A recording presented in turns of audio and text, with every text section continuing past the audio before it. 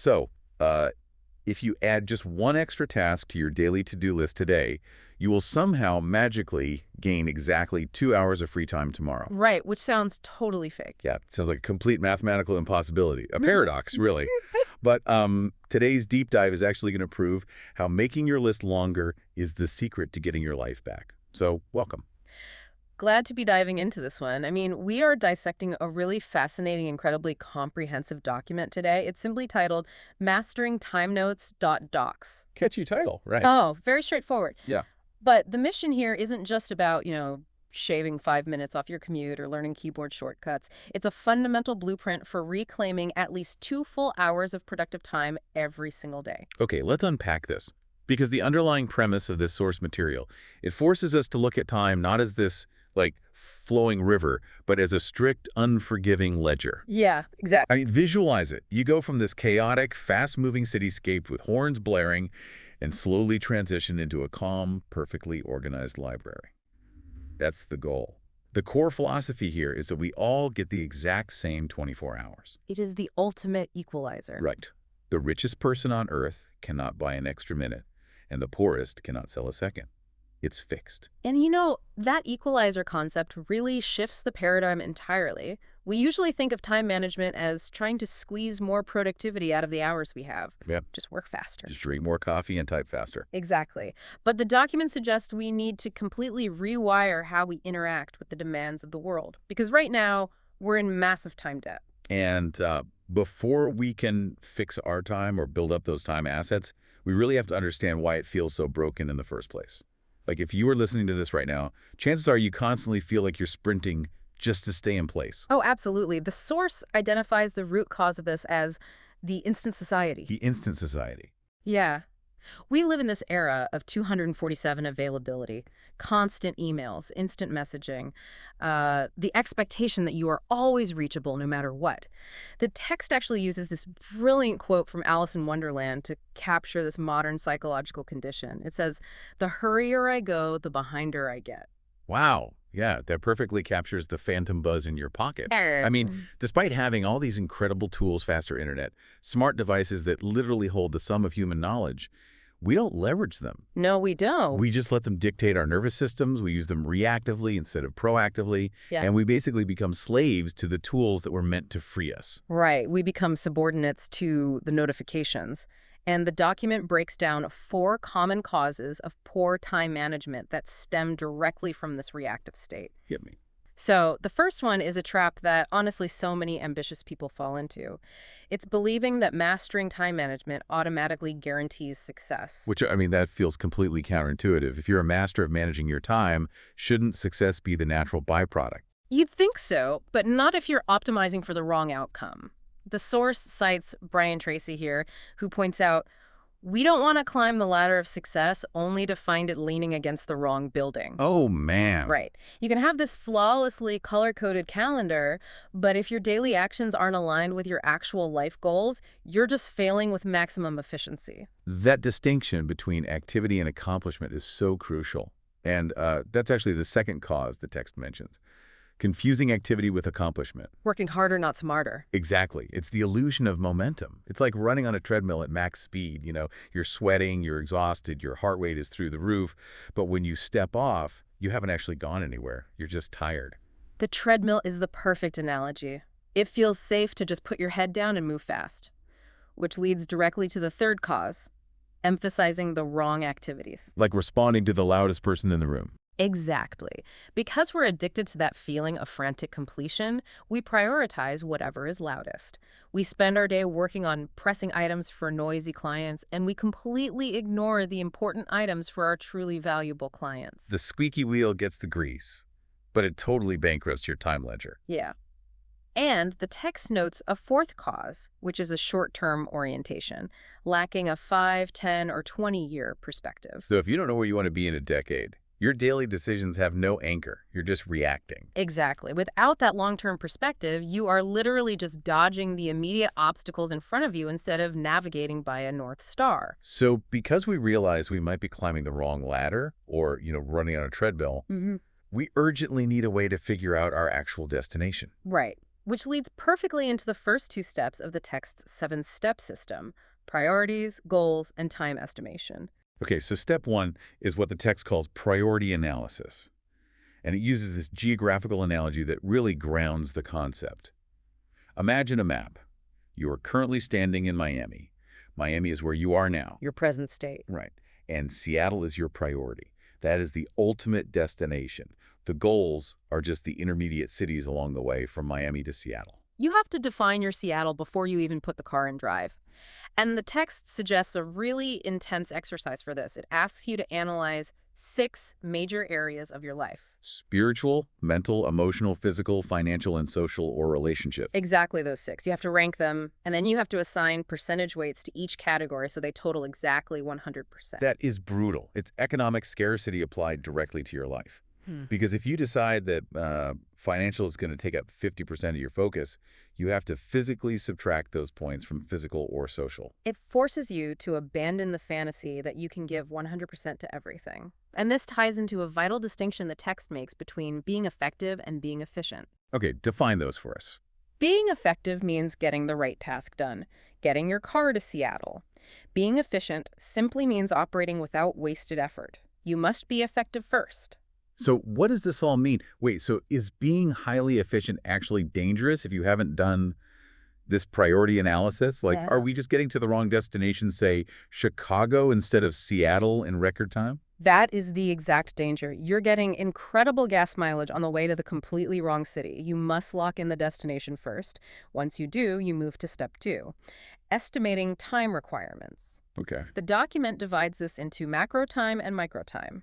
Macro time is the overall time it takes to realize a priority. For example, it takes 9 months to have a baby no matter what. Right. You can't put 9 women on the job and get a baby in 1 month. Exactly. You cannot life hack macro time. Micro time, on the other hand, is how much time you need to spend today or this specific week to keep moving toward that macro goal. So macro time is the map and micro time is the actual footsteps. Perfect way to put it. So now that we know where we're going and how long it'll take, we need to know how to actually pack for the daily journey.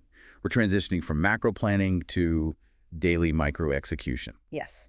Step 3 is allocating the day. And the golden rule here is simple. Plan tomorrow at the end of today. Write down your goals, assign specific time blocks, but the crucial detail that really jumped out at me was the flex block. The flex blocks. Yeah, the text advises scheduling a 20 to 30-minute flex block in both your morning and your afternoon to absorb the unexpected. Because the instant society guarantees that unexpected crises are going to pop up. If your schedule is a solid wall of back-to-back tasks, one 5-minute delay creates a cascading failure. It ruins the whole day. Right. The flex block absorbs the impact so your critical tasks remain protected. Which is incredibly liberating. But dealing with the actual tasks inside those protected blocks requires some serious discipline. Step 4 is, I think, the most ruthless rule in the document. Touch it once, do it now, do it right the first time. Yes, the ping pong analogy. When a task or a piece of mail is pinged to your desk, you don't pick it up, look at it, set it aside, and let it drain your energy. At its assigned interval, you deal with it completely and pong it back. The text even quotes Dr. John Lee calling procrastination the great thief of time, and then shares that Ken Silvestri quote, "If you can't find time to do it right the first time, how will you ever find time to do it again to make it right?" It's a heavy thought. It is. But I have to push back here. I love the ping pong idea, but what about complex tasks that need to, like, marinate? Doesn't the touch it once rule force us to rush through deep work just to get it off our desks? Well, the author actually counters that exact friction. Touch it once does not mean finish a massive project in 3 minutes. The text explicitly states you should work in dedicated time blocks of at least 20 minutes to ensure quality. Okay. Yeah, you're dedicating a solid block to touch a project deeply. And to defend those blocks, the system advises answering your emails and phone calls only 1 to 2 times a day. Wow. Only checking communications once or twice a day. That feels illegal in the modern workplace. It is a radical act of rebellion, for sure. But even with a perfectly allocated day, you're still going to be bombarded. Other people are going to try to destroy those blocks with their emergencies. So how do you defend them? Step 5. Consolidate and simplify using 3 specific mental frameworks. Here's where it gets really interesting. I sort of picture these frameworks as, like, a VIP bouncer for your schedule. They're standing at the velvet rope of your day, actively keeping the time-wasting tasks out of the club. I love that. Okay, so the first bouncer is Dr. John Lee's 4Ds. Drop, delay, delegate, or do. Drop, delay, delegate, do. Right. So when a task approaches the velvet rope, the first filter is drop. Ask yourself, what happens if I do nothing? And honestly, a lot of the time, the answer is nothing, but dropping a task is hard. Very hard. If you can't drop it, the second D is delay. Is it important but not urgent? Schedule it for its proper microtime. The third D is delegate. And the rule here is you must give clear, written instructions and establish quality requirements up front. Right. You invest the time once so the task never bounces back to your desk. Exactly. And the final D is do. If it passes the first three and only you can do it and it's urgent, you do it. Got it. And the second bouncer at the door is Barney Zick's 1, 2, 3 method. Yes. Which is basically you pick one major monthly goal, 2 weekly actions to hit that goal, and 3 daily tasks to hit the weekly actions. 1, 2, 3. It perfectly anchors your daily actions to your macro priorities. And if a task slips past those first 2 bouncers, you apply the final framework. Alan LeKind's question. Which is? When faced with equal options, you constantly ask yourself, what is the best use of my time right now? Right now. That forces you to evaluate your current context. But okay, let's be honest. Sometimes the bouncer filters less perfectly, and what's left on the VIP list inside the club are the tasks you absolutely dread. The hard stuff. The horrible, uncomfortable work. Which brings us to step 6, tackling the tough tasks. The text advises making 2 lists of unpleasant tasks, random ones and recurring ones. Estimate their time and do them during your peak performance time. Wait, so not necessarily first thing in the morning, because conventional hustle culture always says, swallow the frog at 4 a.m. Right, but this is far more nuanced. Everyone's metabolism and energy levels are totally different. You have to audit your own energy to determine your peak time. If you're a night owl, maybe your peak is 4:00 p.m. Do the hard things then. That makes so much more sense. There is one exception, though. The expert advice notes that if a task is causing you active mental worry, if it's gnawing at you, you must do it immediately to clear the mental space. Just to stop the cognitive drain. Exactly. Which clears the runway for step 7. And this brings us back to the paradox we opened with. Step 7 is do just one more task. Okay, this is the part that I really need to dig into. The text notes that experts like Mary Kay Ash and Chet Holmes fiercely advocated for a strict 6-item daily to-do list. But this system advocates for 7. Why 7?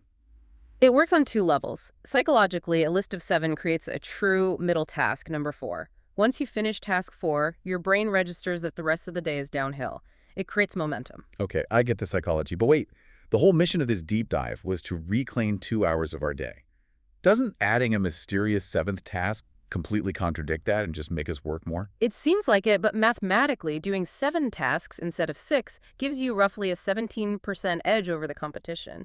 And by proactively executing that one extra task today, you are actually preventing backlogs and emergencies tomorrow. Oh, I see. That is exactly how you compound efficiency and buy back those 2 hours. The text lays out the compounding math. Let's say that 7th task is just a half hour of extra productive reading a day. Okay, 30 minutes. 30 minutes, 5 days a week for 50 weeks. That equals 125 hours. Wow. That is more than 3 full 40-hour work weeks of extra knowledge you just gained, simply by adding one 30-minute proactive task. That is wild. So you've moved from the chaos of the instant society to this place of complete clarity with the 7-step system. You've got your flex blocks, your VIP bouncers, your 17% edge, which brings us to the ultimate prize.